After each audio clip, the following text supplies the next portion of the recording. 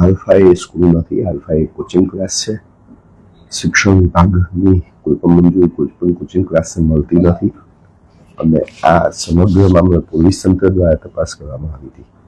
Police તંત્ર દ્વારા જે તપાસ કરવામાં આવી એમાં જે વિદ્યાર્થીઓની યાદી પોલીસ તંત્ર તરફથી અમને મળી હતી અને પોલીસ તંત્ર બહુ જ ખરાબ છે.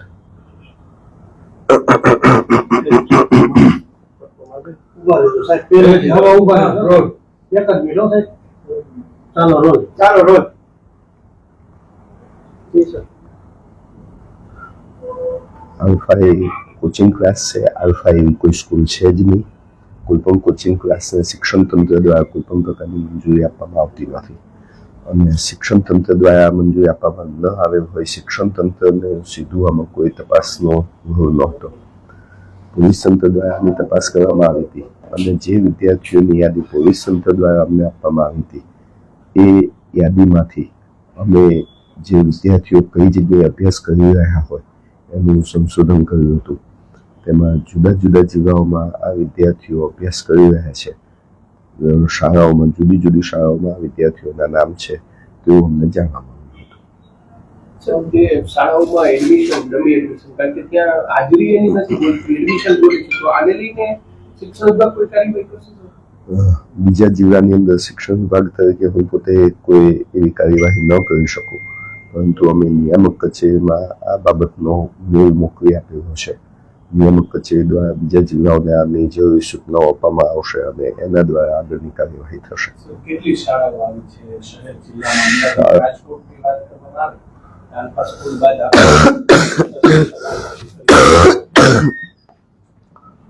રાજકોટ જિલ્લામાં સ્કૂલોના નામ આવ્યા છે. એ સાથે સાથે બીજા જિલ્લાઓની પણ સ્કૂલોના નામ આવેલા છે.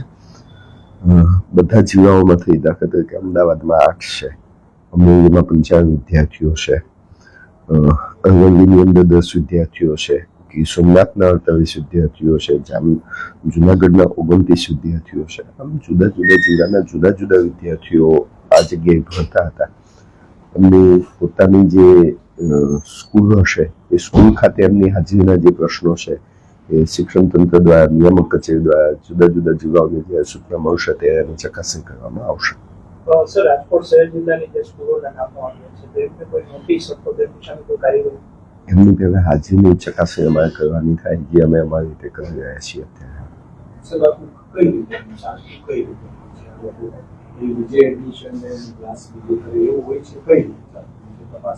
એ હજી તપાસનો વિષય છે. તપાસમાં શું બહાર આવે છે એના આધારે નક્કી થઈ શકશે. અત્યારે સંકુલ ચાલુ છે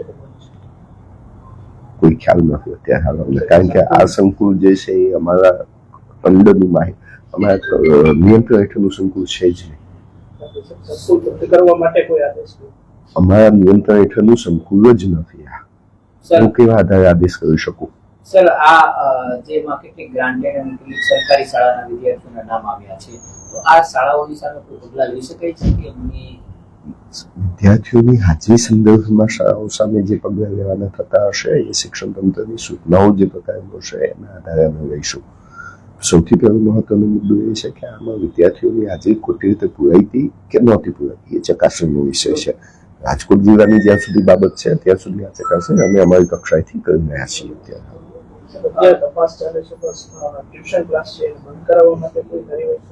શિક્ષણ વિભાગના અંડરમાં ટ્યુશન ક્લાસીસ આવતા જ નથી. હું વારંવાર રિપીટેડલી આ કહી રહ્યો છું કે શિક્ષણ વિભાગના અંડરમાં ટ્યુશન ક્લાસીસને નિયંત્રણ કરવાની કોઈ પ્રક્રિયા છે નહીં કે ટ્યુશન ક્લાસીસની મંજૂરીની પ્રક્રિયા શિક્ષણ વિભાગ અંતર્ગત આવતી નથી.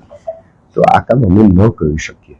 સર, એક વાત એવી પણ છે કે આ પ્રકારના કોચિંગ ક્લાસ છે એ શાળાઓની સાથે ગેરકાયદે જોડાણ કરતા હોય છે, એમને કમિશન આપતા હોય છે, ત્યારબાદ આખી પ્રવૃત્તિ ચાલતી હોય છે, વાલીઓ પણ સહમત હોય છે. હોઈ શકે? આ તપાસનો વિષય છે. તપાસ વગર એમનું કોઈ પણ નિવેદન આપવું એ મારા માટે યોગ્ય નથી.